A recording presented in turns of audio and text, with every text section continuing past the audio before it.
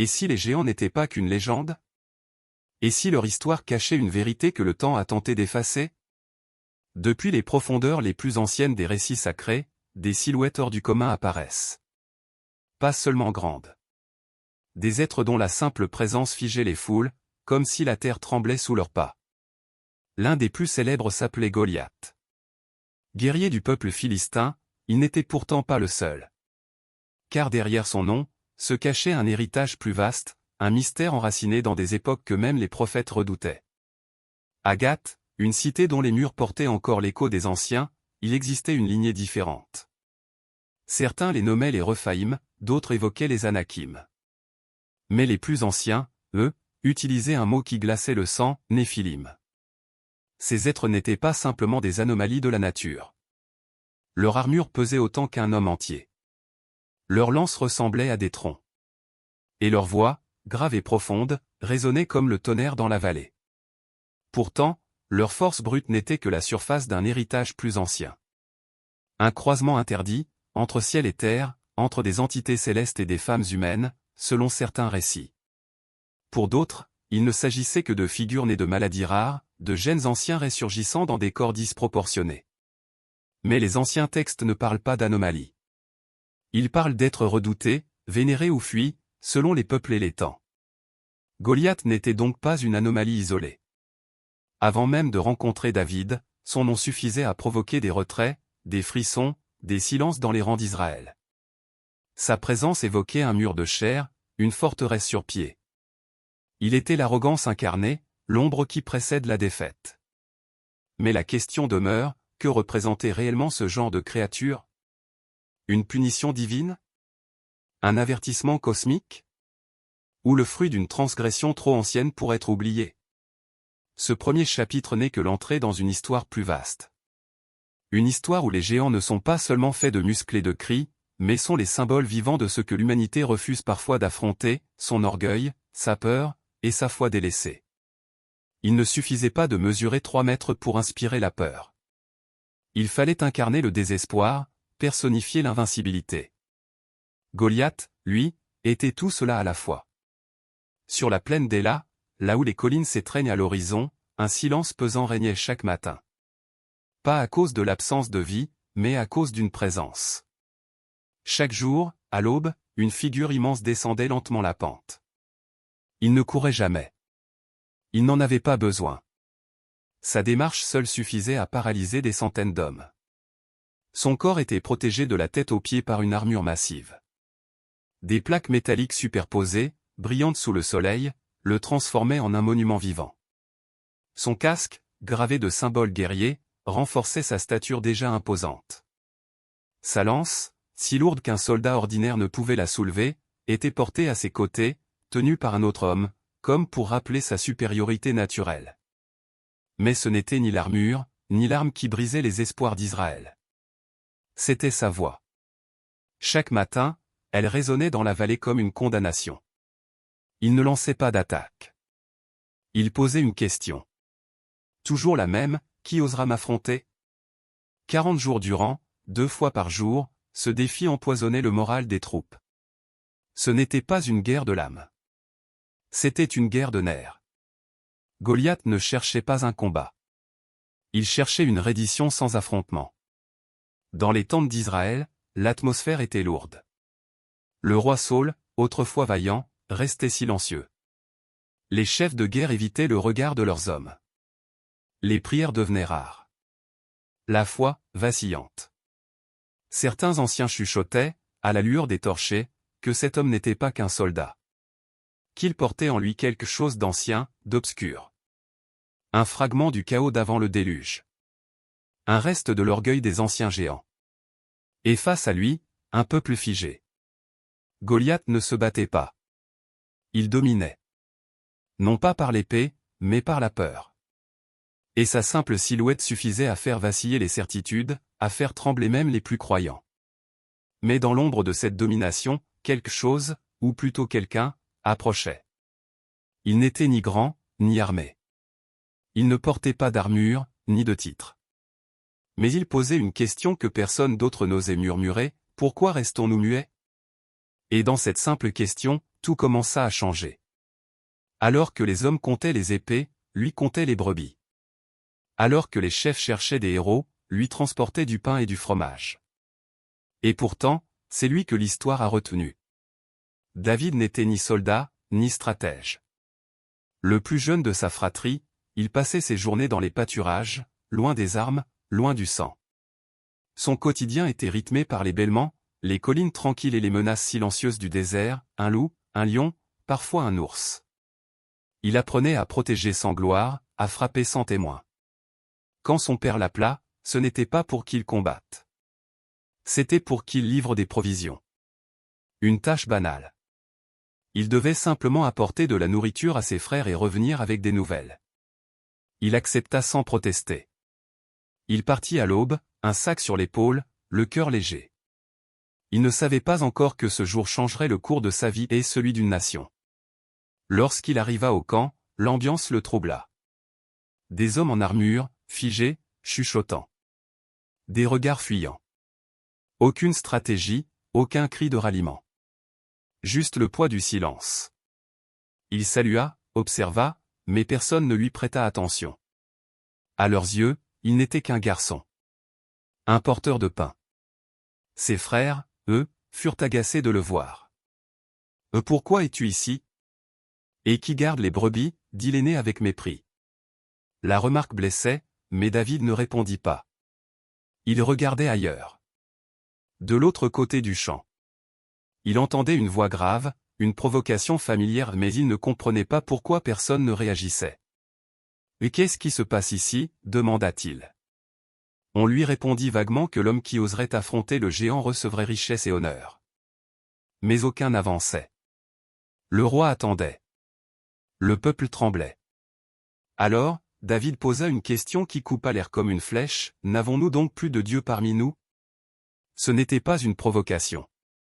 C'était une constatation. Il ne comprenait pas. Comment un seul homme pouvait-il faire fléchir tout un peuple? Comment la peur avait-elle pris la place de la foi? Certains rirent. D'autres détournèrent le regard. Mais un murmure commença à se répandre, un jeune homme parlait sans crainte. Un berger. Un enfant. Et c'est ce murmure qui parvint jusqu'à Saül. Il fut convoqué. Il se présenta sans trembler. Et devant le roi, il parla. Non de bataille glorieuse, mais de bêtes sauvages, de nuits solitaires, d'un Dieu qui l'avait toujours protégé. Ce même Dieu, dit-il, me donnera la force encore une fois. Et à cet instant, un roi désespéré vit dans les yeux d'un berger ce que l'armée entière avait perdu, l'assurance que la foi peut encore renverser les géants.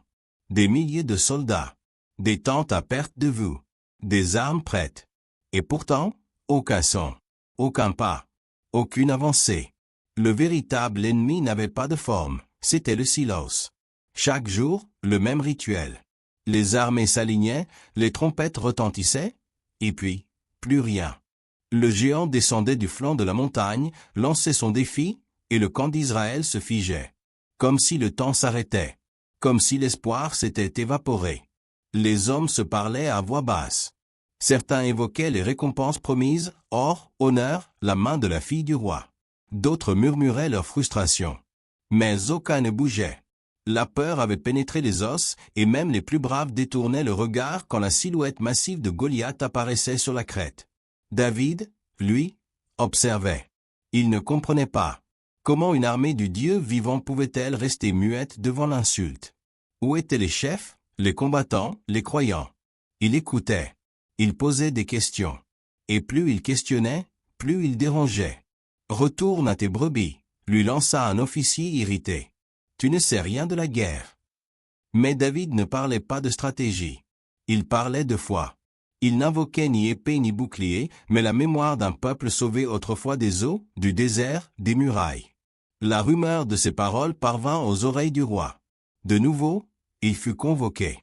Mais cette fois, il n'était plus un simple messager. Il était celui qui posait la bonne question. Pourquoi la peur règne-t-elle là où Dieu est censé gouverner? Saül l'écouta. Et bien qu'il eût douté, il sentit que ce garçon avait quelque chose que lui-même avait perdu. Il essaya de l'équiper, de le préparer comme un soldat. Mais l'armure était trop lourde. Le casque trop rigide. David retira tout. Il avait besoin d'agilité, pas de protection humaine. Alors, il descendit vers le ruisseau. Ses doigts choisirent 5 pierres polies par le courant. Chacune semblait banale. Mais dans sa main, elle devenait outil de justice. Il rangea 4 dans sa poche et garda une seule dans sa paume. Sa fronde pendait à sa ceinture. Son bâton dans l'autre main. Et c'est ainsi qu'il marcha vers la vallée. Seul. Pas de clameur. Pas de spectacle. Juste un silence lourd, qui allait bientôt être brisé non par une épée, mais par la voix d'un garçon qui croyait encore que rien n'était impossible. Il n'avait ni cuirasse, ni épée. Il n'avait que ses mots, sa foi, et une pierre. Mais ce jour-là, c'est le monde qui bascula. Face à face.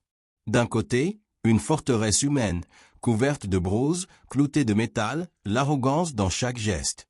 De l'autre, un adolescent aux mains nues, le regard déterminé, tenant une fronde de cuir usé et un bâton de berger. Goliath éclata de rire. Il n'y voyait qu'une provocation ridicule. « Est-ce que je suis un chien pour que tu viennes à moi avec des bâtons ?» rugit-il, en pointant David du doigt. Le sol vibrait sous ses pas, chaque parole résonnait comme un coup de tonnerre. Mais David ne trembla pas. Il leva la voix, non pas pour répondre au géant, mais pour affirmer ce en quoi il croyait. « Tu viens à moi avec l'épée, la lance et le javelot. Moi, je viens à toi au nom de l'Éternel, le Dieu des armées d'Israël. » Le silence tomba sur la vallée comme une chape de plomb. Pas un cri, pas un souffle. Même les oiseaux semblèrent s'arrêter. Puis, d'un seul geste, David plaça la pierre dans sa fronde, la fit tournoyer au-dessus de sa tête, et relâcha. Le projectile fendit l'air. Aucun bruit, sauf celui de la pierre qui frappait la chair. Un impact. Net. Entre les yeux. Le géant vacilla. Son corps titanesque chancela, perdit son équilibre, et s'écroula face contre terre dans un bruit sourd. La terre trembla. Un souffle parcourut les deux camps. Personne ne bougea. Pas encore. David s'approcha. Il saisit l'épée du colosse, une lame si lourde qu'elle semblait impossible à soulever. Mais il la leva. Et dans un geste sans hésitation, il trancha la tête de son adversaire. Le choc fut instantané. Les Philistins, paralysés par l'incrédulité, prirent soudain conscience que leur champion n'était plus. L'effroi les envahit. Ils lâchèrent leurs boucliers, leurs casques, leurs bannières, et s'enfuirent. L'armée d'Israël, qui n'avait pas osé parler depuis des semaines, poussa un cri. Un cri qui portait le poids de la honte, de la peur libérée et de la foi retrouvée. Ils se lancèrent à la poursuite de leurs ennemis, galvanisés par l'impossible devenu réel. Et au centre de ce champ transformé, un jeune berger, les jambes tremblantes, tenait la tête du géant. Non comme un trophée, mais comme une preuve. Une preuve que ce qui est petit peut terrasser ce qui semble invincible. Que la foi, même portée par un enfant, peut faire tomber les murs que la force n'ébranle pas. On croyait le cauchemar terminé. Mais dans l'ombre de Goliath, d'autres géants grandissaient. Pas toujours visibles, mais bien réels. La chute de Goliath marqua un tournant. Mais elle ne mit pas fin à la guerre. Ce n'était que le commencement. Car il n'était pas seul. Le colosse n'était qu'un fruit parmi d'autres d'un arbre aux racines profondes.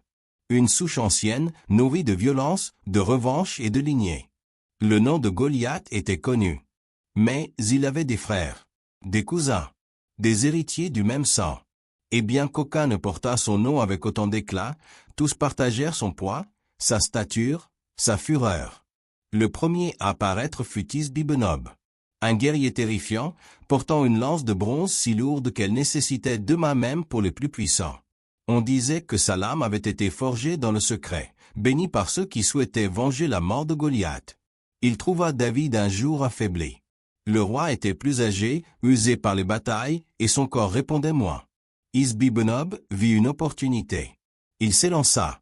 Mais avant qu'il ne puisse frapper, un homme surgit. Abishai, fils de Tserouïa, frère de Joab, fidèle parmi les fidèles. Sans hésitation, il se jeta entre le roi et le monstre. Le combat fut bref, mais brutal. Et ce fut lui, l'ami, qui fit tomber le géant, non par force, mais par loyauté. Mais le calme ne dura pas. D'autres suivirent. Saph, également de Gath. Puis l'ami, dont la description rappelait tragiquement celle de son frère. Une lance épaisse comme un tronc. des bras d'une largeur inhumaine, et toujours la même soif de domination. Enfin, un autre apparut, sans nom, mais inoubliable. Il avait 6 doigts à chaque main, 6 orteils à chaque pied. 24 signes d'un être qui n'appartenait pas à l'ordre naturel. Même les plus aguerris hésitèrent à le combattre. Son aspect provoquait malaise et peur. Et pourtant, il fut lui aussi renversé par un homme de la maison de David. Ce n'était pas leur taille qui les liait, ni leur ville d'origine. Ce qui unissait ces géants, c'était un héritage, une transmission invisible. Une volonté farouche d'écraser, de dominer, de défier. Mais face à eux, il y avait autre chose. Une autre forme de force. Une conviction qui ne se mesurait pas en muscles. Un feu intérieur, né non pas du sang, mais de la foi. Et un à un, ces colosses tombèrent. Parce que leur pouvoir n'était qu'apparence. Parce qu'ils étaient grands en chair, mais vides en esprit. Le vrai combat ne se livrait plus avec des armes. Il s'agissait désormais d'un affrontement entre la mémoire d'une ancienne rébellion et ceux qui avaient choisi de marcher avec Dieu. Ils n'étaient pas seulement grands. Ils étaient différents. Leurs origines ne se trouvent ni dans les arbres généalogiques, ni dans les batailles. Mais entre les étoiles et la poussière.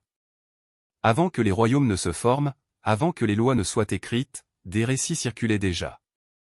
Des paroles transmises autour du feu, dans les tentes, dans les montagnes silencieuses. Des récits d'êtres venus d'ailleurs. De fils du ciel, attirés par la beauté des filles de la terre.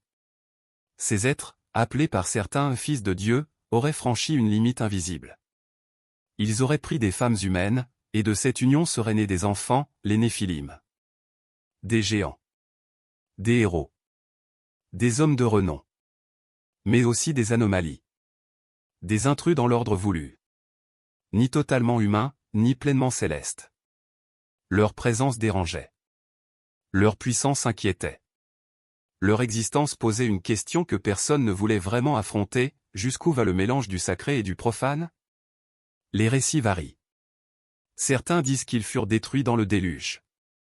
D'autres prétendent qu'ils revinrent après, portés par les lignées des femmes embarquées avec Noé. Des généticiens modernes évoquent des mutations, des syndromes rares, des transmissions héréditaires qui expliqueraient leur taille. Mais les écrits anciens parlent d'autre chose. D'une influence. D'une trace invisible, non pas dans le corps, mais dans l'âme. On les appelle parfois Rephaïm, Anakim, et Mim. Les noms changent, mais les images restent. Des hommes démesurés. Orgueilleux. Violents. Rejetant toute forme de règle divine. Ils construisaient pour eux-mêmes. Régnaient par la peur. Se voyaient comme des dieux. Ils étaient le miroir d'un orgueil devenu chair. Et même après leur disparition, on ressent encore leur écho. Non dans les montagnes, mais dans les cœurs. Car leur héritage ne se limite pas à la force physique. Il s'exprime dans les comportements, les attitudes. Dans cette arrogance froide qui nie toute autorité supérieure. Les Néphilim, s'ils ont existé, n'étaient pas seulement des anomalies historiques. Ils étaient un avertissement vivant. Une frontière brisée entre deux mondes. Un cri silencieux contre ceux qui osent défier l'ordre établi par celui qui a créé le visible et l'invisible. Leur histoire, enveloppée de brume, continue d'inspirer peur et fascination. Et si aujourd'hui, plus personne ne voit de géants dans les champs, cela ne signifie pas qu'ils ont disparu. Car parfois, ce que l'on croit éteint, ne fait que changer de forme. Quand une racine est profonde, elle peut ressurgir des siècles plus tard. Sous une autre forme. Avec un autre visage. Mais portant la même essence. Les géants, au sens physique, ne foulent plus nos terres. Il n'y a plus d'hommes de 3 mètres défiant des armées. Plus de lances aussi longues que des poutres. Mais cela signifie-t-il pour autant que leur influence a disparu? Certains diront que ce ne sont que des légendes. Que tout cela appartient au passé.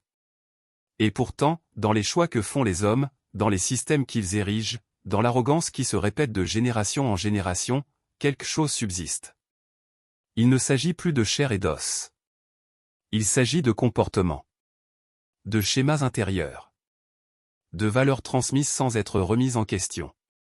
La volonté de dominer. L'obsession du pouvoir. Le mépris pour ce qui est sacré. Voilà les nouvelles marques des géants. Et cet héritage des déchus, comme l'appellent certains sages, n'est pas une malédiction génétique. C'est une posture mentale. Une graine plantée dans les cœurs, entretenue par l'orgueil, arrosée par l'oubli de Dieu. Elle ne se manifeste pas dans la taille, mais dans l'indifférence au bien, dans la glorification de soi, dans la capacité à écraser pour régner. Ce n'est pas dans les montagnes que ces géants se cachent aujourd'hui. C'est dans les décisions, dans les priorités sociales, dans les éducations fondées sur la performance au détriment de la compassion. C'est dans la manière dont une génération transmet à la suivante des valeurs vides, des succès creux. Mais tout n'est pas noir. Car dans l'ombre de cet héritage existe aussi une autre possibilité, la rupture. Chaque homme, chaque femme, chaque enfant peut choisir. Reproduire le cycle, ou en sortir. Il y a ceux qui, comme David, n'acceptent pas le silence face à l'injustice. Qui refusent de croire que la victoire est réservée aux plus forts. Qui osent poser les questions que d'autres évitent. Ce ne sont pas des héros au sens traditionnel. Ce sont des enseignants, des maires, des artisans, des croyants simples. Leur force n'est pas spectaculaire. Mais elle est réelle. Parce qu'ils décident, chaque jour, de ne pas nourrir les anciennes racines. Et dans chaque génération, un combat invisible recommence. Pas contre des monstres visibles. Mais contre les idées qui déforment ce qui est juste. Contre les voix qui répètent que la foi est naïve, que la force domine toujours. Ceux qui coupent cette racine invisible ne le font pas avec des épées. Ils le font avec des choix. Avec des gestes de vérité. Avec la transmission d'un regard nouveau sur le monde. Les géants ne marchent plus parmi nous. Mais leurs voix, elles, n'ont jamais cessé de résonner. On pourrait croire que l'histoire est close. Que le dernier rugissement fut celui de Goliath, et que le silence règne depuis. Pourtant, dans les replis de l'âme humaine, dans les détours de nos sociétés modernes, on entend encore l'écho des anciens. Pas sous forme de menaces visibles. Mais dans chaque défi qui semble trop grand. Dans chaque injustice qui se répète. Dans chaque système qui opprime sans remords. Aujourd'hui, les ennemis n'ont pas de cuirasse. Ils n'utilisent pas de lance. Ils prennent d'autres formes, la peur, le doute, l'égoïsme, la colère, le désespoir. Ils habitent les pensées, se glissent dans les choix, sapent le courage. Et face à eux, que voyons-nous? Des foules immobiles, comme autrefois. Des craintes paralysantes. Des silences accablants. Mais aussi, parfois, un berger. Une voix faible. Un geste humble. Un acte de foi. Un enfant qui dit non. Une femme qui se lève. Un homme qui pardonne. Ce ne sont pas des figures mythiques. Ce sont des gens ordinaires. Mais dans leur cœur résonne la même conviction que portait David, je ne suis pas seul. Et c'est cette voix qui change tout. Car chaque génération aura ses géants.